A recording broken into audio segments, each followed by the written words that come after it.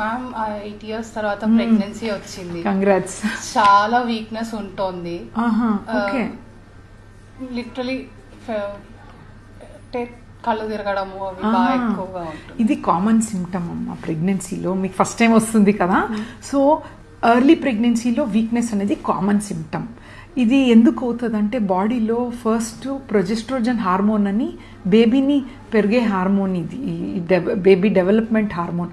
So దీనివల్ల కొంతవరకు మీకు టైర్డ్నెస్ ఉంటుంది. ఇంకా ఈస్ట్రోజన్ హెచ్సిజీ అని కూడా హార్మోన్స్ ప్రొడ్యూస్ అయ్యి వామిటింగ్ ఇవన్నీ సెన్సేషన్ ఉంటుందమ్మా. బట్ ఇది తగ్గిపోతుంది 3 months తర్వాత. సెకండ్ ఏంటి అంటే ఒక బేబీ క్రియేట్ అవుతుంది కదా మీ బాడీలో.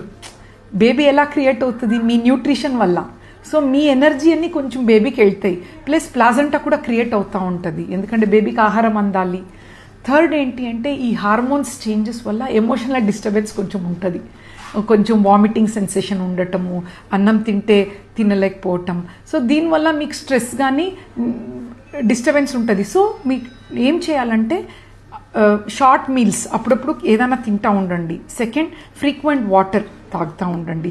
టైం దొరికితే కొంచెం పండుకోండి, వాకింగ్ చేయండి. ఇవన్నీ చేస్తే ఇవన్నీ కొంచెం కాంపెన్సేట్ అవుతుంది, ఇదని టైర్డ్నెస్ తగ్గుతుంది.